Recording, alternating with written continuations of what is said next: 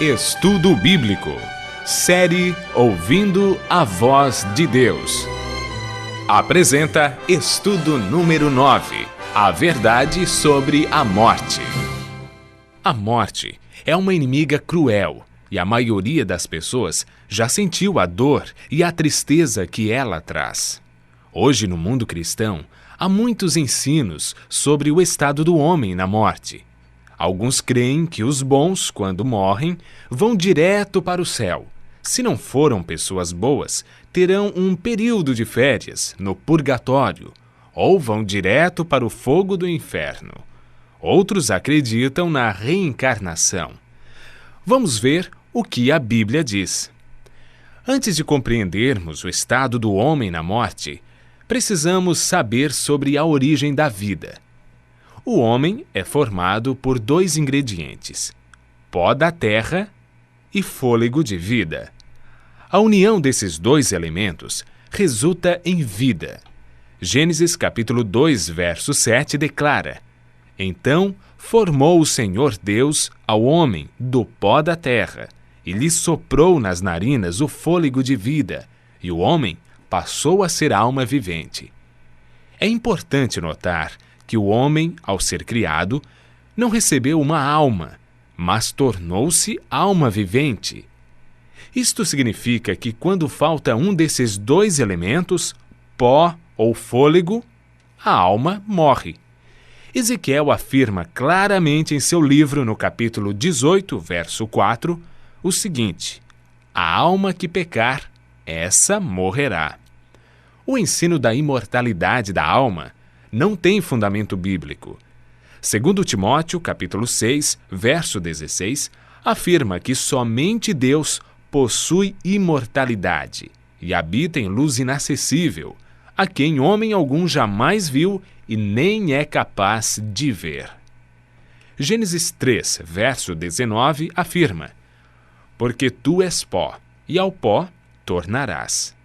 Eclesiastes 12, verso 7, diz que por ocasião da morte, o pó volte à terra como era, e o espírito volta para Deus que o deu. O espírito que ele deu na criação foi o fôlego de vida. A palavra espírito, que vem do hebraico ruach e do grego nefesh, é empregada 1.700 vezes na Bíblia, sendo algumas vezes traduzida por fôlego e outras por espírito, podendo ser usadas alternadamente. Portanto, espírito na Bíblia nunca se refere a uma entidade consciente, desencarnada. Pelo contrário, Davi afirma: os mortos não louvam ao Senhor, nem os que descem ao silêncio. Salmos 115, 17. O homem, ao ser criado, recebeu imortalidade condicional.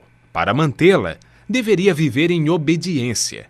Gênesis capítulo 2, versos 16 e 17 diz: E o Senhor Deus lhe deu esta ordem: De toda árvore do jardim comerás livremente, mas da árvore do conhecimento do bem e do mal não comerás, porque no dia em que dela comeres, certamente morrerás. Deus declarou claramente: morrerás. Foi Satanás, através da serpente, quem declarou: é certo que não morrereis. Essa foi a maior mentira do universo que se mantém até os dias de hoje. Adão e Eva conheciam apenas um mundo cheio de vida, e a morte era um mistério. Eva desobedeceu a Deus, comeu do fruto proibido e o deu a Adão. Como resultado, o que Deus disse se cumpriu. A morte, a dor e o sofrimento passaram a existir. Após o pecado, herdamos uma natureza egoísta, que não tem prazer em estar na presença de Deus.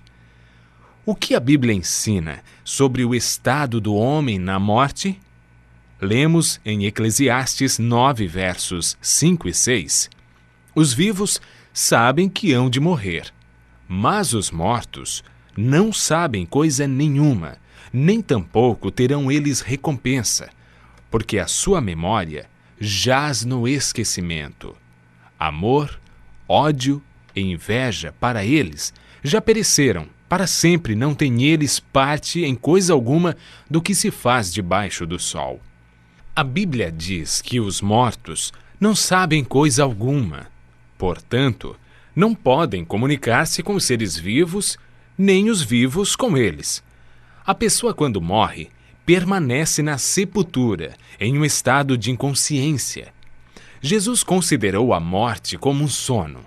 Antes de ressuscitar a Lázaro, afirmou: nosso amigo Lázaro adormeceu, mas vou despertá-lo. Jesus apresenta a solução para a morte em João capítulo 5, versos 28 e 29. Não vos maravilheis disto, porque vem a hora em que todos os que se acham nos túmulos ouvirão a sua voz e sairão. Os que tiverem feito o bem, para a ressurreição da vida, e os que tiverem praticado o mal, para a ressurreição do juízo, que ocorrerá após os 1000 anos. O que receberão aqueles que participarem da primeira ressurreição, a ressurreição da vida? 1 aos Coríntios, capítulo 15, versos 51 a 53, declara: Eis que vos digo um mistério.